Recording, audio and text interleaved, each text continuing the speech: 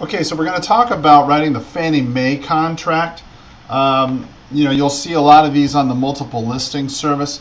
Fannie Mae is just a secondary lender that's kind of like Freddie Mac. Freddie Mac and Fannie Mae are secondary lenders in the secondary market. They're quasi-governmental agencies. They get their money from the federal government, or at least are underwritten by them. So anyway, they have a lot of regulations that are involved in them. So what we're going to do today is first we're going to go over the Fannie Mae real estate purchase contract, and then we're going to go ahead and submit an offer using their home path system so you can see how to go ahead and do that. So okay, so here we are. We've got a property, if you'll notice right there on Nicaragua. They just reduced the price. $54,777 is what their asking price is. There's the active stuff. We've got the report. There's the property, yada yada yada.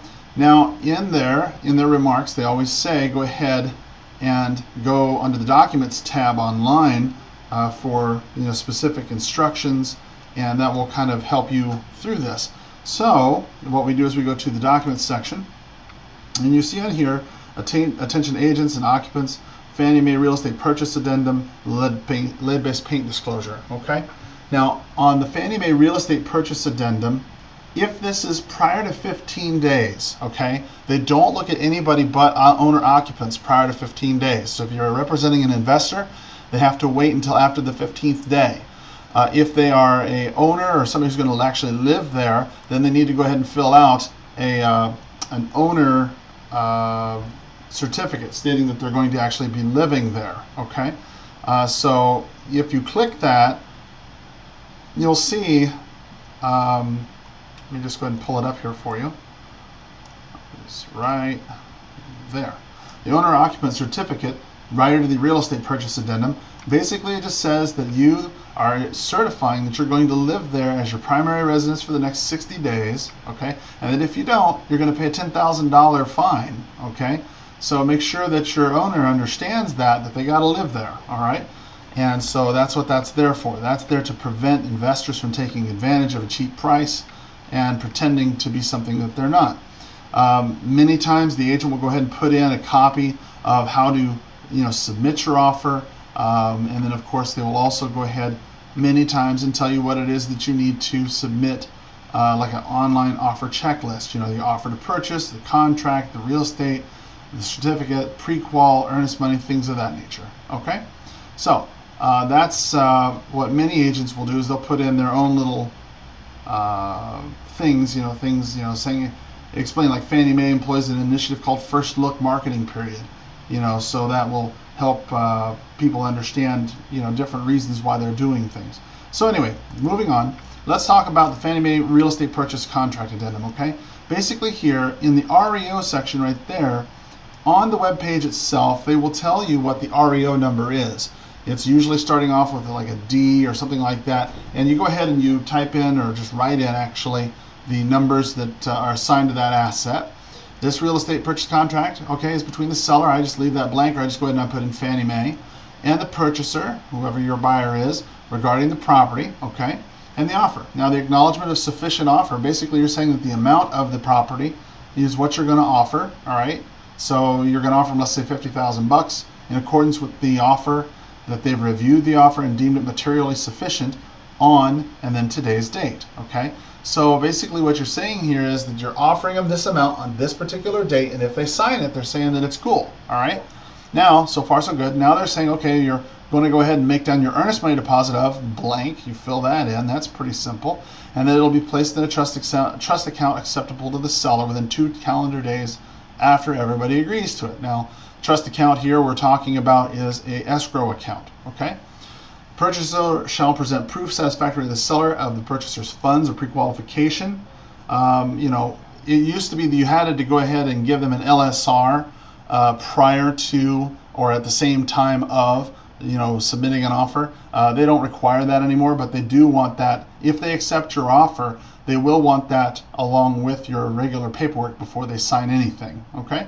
Time is of the essence. Basically saying that everybody's going to go ahead and stick to the deal here. You're saying that you're going to close on a particular date, then that's the date that you need to close. Okay, that the title insurance company and all of that typically is going to be This says, in this case, it shall be held at a place so designated and approved by the purchaser. All right. Now, the purchaser has the right to make independent selection of their own attorney, blah, blah, blah. This is very unusual for REO. REO, typically, they want you to use their people. So that's really nice because you can choose whoever you like. I personally like Melanie Hestekin over at First American, but that's just me. Okay. Of course, your buyer has to initial down here. Okay. Financing, if they're going to get financing, it is or is not contingent upon their financing. If they're going to get home path financing from a participating lender, or if they're going to get like a renovation loan, conventional FHA, VA, whatever it is, okay? If it's not contingent upon financing, it's cash or whatever, then you don't need to worry about any of this.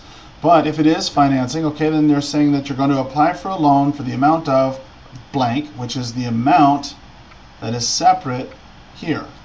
You know, you've offered, say, $115,000, and you say you're going to go FHA, and you know it's 3.5% down. So this is 3.5%, you know, off of you know, the whatever the amount of 115 minus 3.5%. So your loan amount would be 110,975. So that's what you would write here, 110,975 with a term of 30 years at prevailing rates, blah blah blah, and that you're going to go ahead and get a loan commitment, all right, by blank date.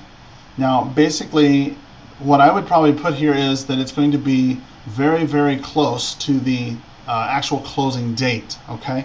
Because if the buyer goes out and gets pre-approved for the loan and they're approved, then there's a lot of other things. If you say that you're going to close April 30th, all right, and the appraisal doesn't get done until, let's say, April 20th, and you've got rid of your financing contingency on April the 10th, then you're going to have to hope that the appraisal contingency saves you. So you want to make this as long as possible, all right?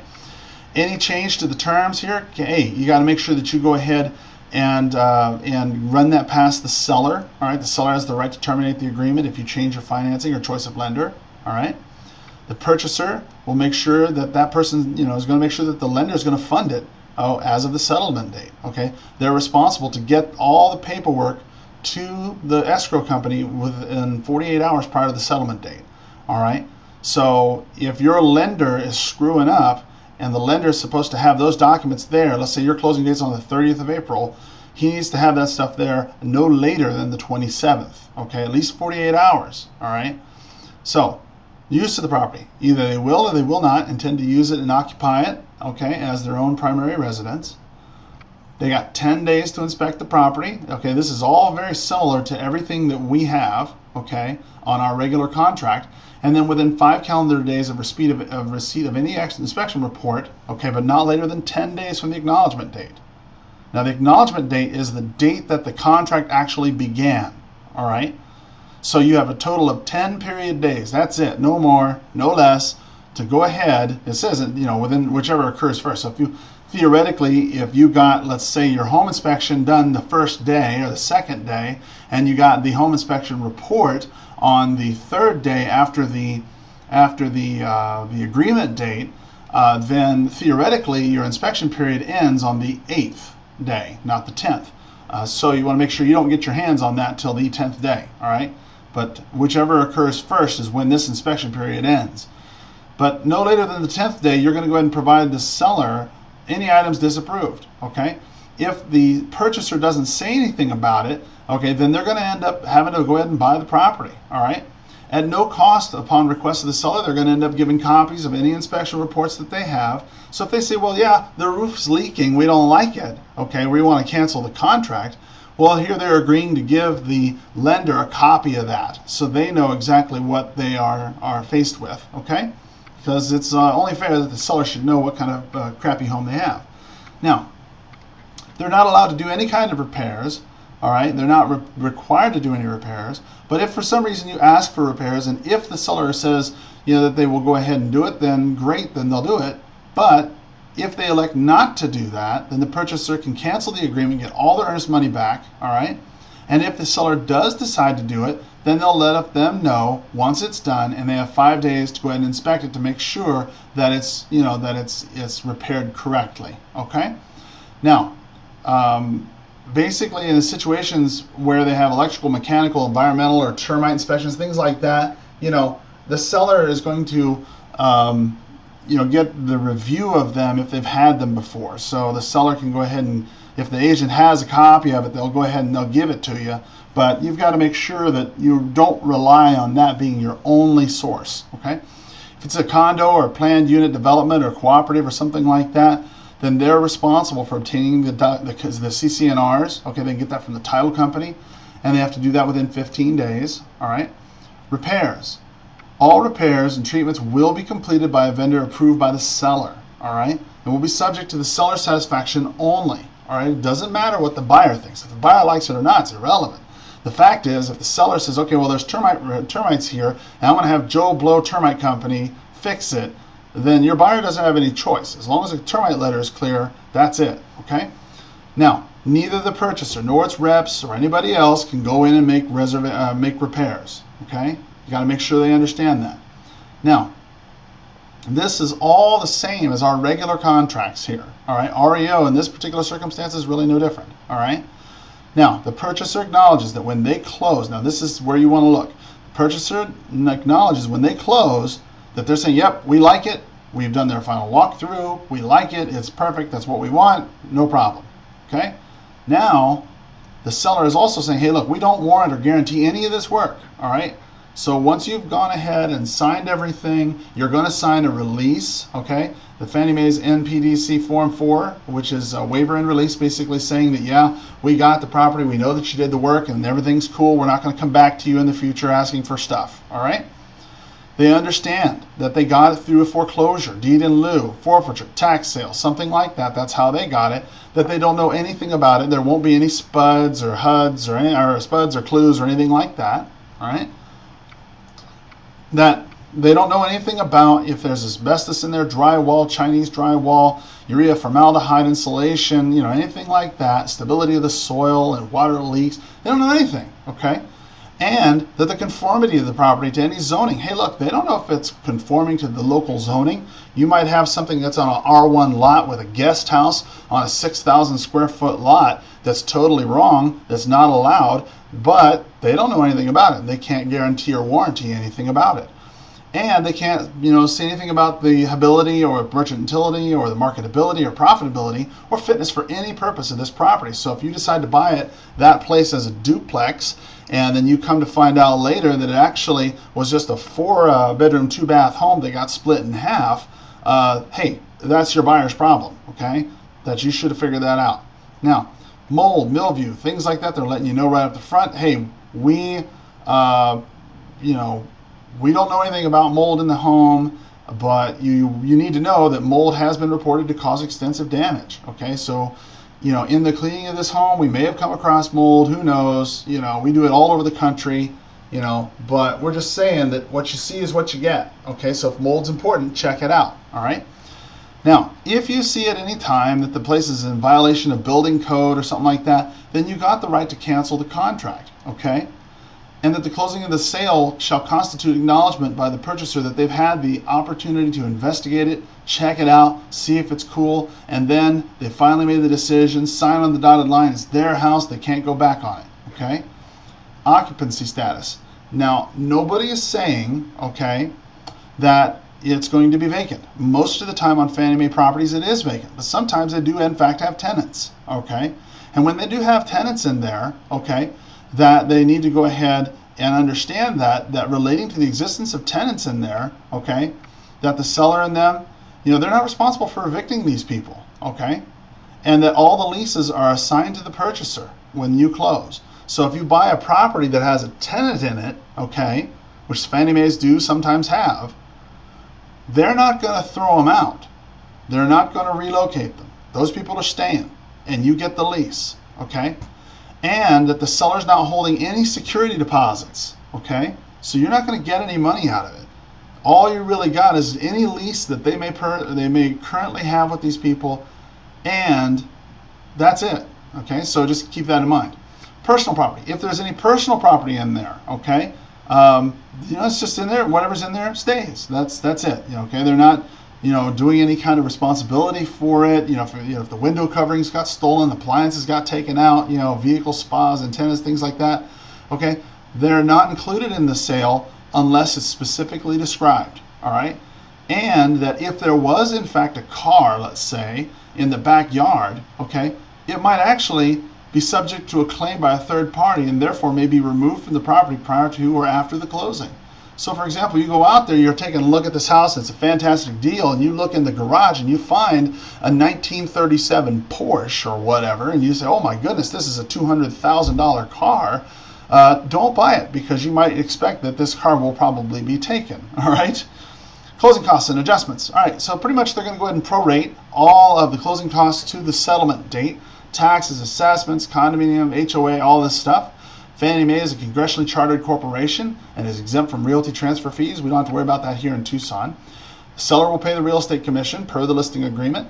Purchaser shall release the seller from anybody, any kind of, errors on the adjustments or prorations or something that they discovered after closing. When closing happens, that's it. Game over. You can't come back and ask for anything. All right. The purchaser agrees to execute and deliver to the seller a closing Fannie Mae's MPDC Form 5, which is the tax proration agreement. Remember, Form 4 is for the condition of the property. Form 5 is for the tax prorations. So you can't come back later on and say that the taxes were wrong and that they owe you money, because they're not going to pay you anything. All right. Delivery of funds. Now, regardless of however it's done in Tucson, all right, what they're saying is once we give you the deed, you will go ahead and give the money. Okay? So that's just the way it is. You can't be sitting there expecting the deed and then not having the money. Okay? They go, quid pro quo. All right? An attorney's trust fund check shall not be sufficient, all right, unless the bank holding the account on which the trust fund check is drawn certifies that check. Now, basically what that's for is for floating checks to prevent double closings and things like that. So you don't really need to worry too much about it, but that's sort of where that's at. The certificate of occupancy. Okay, so in this particular case, you're simply saying that this person has agreed to go ahead and purchase the property, that they are in fact going to live there, that delivery of the possession, they get possession the day of closing. Deed, okay, they're going to go ahead and get the deed through a special warranty deed, okay, not a general warranty deed. A special warranty deed covers it from the time that they've owned it and the time that they've owned it only, okay. Now, this particular section here, do not check this, all right, because it may be that the seller is going to take that deed and put a restriction on there. If your buyer is an investor paying cash, they're saying, hey, you can't pay more than, you can't sell it for more than 20% more. Sometimes they'll have a 20% more clause in here for a period of, say, 2 months from the date that you actually close, okay? And that you can't, over mortgage it and things like that. So leave that part alone. Defects in title. If you decide to go ahead and raise an objection to the title after you do the home inspection, I'm sorry, the title insurance, your Schedule B, you're reviewing it. There's no, there's a problem with the title or something like that. You got to let them know, all right? And the seller needs to go ahead and see if they can try and correct it, but they're not obligated to correct it, okay? So if they can't fix it right away, all right, if it's going to be something hard, then they're just going to go ahead and pass on it, and they will and cancel the contract. So that's where we're going to stop right now. I'm going to hit back in another one, but number 16 is where we start next. And you have a great, powerful day, and we'll finish up the rest of the Fannie Mae contract in just a bit. Take care.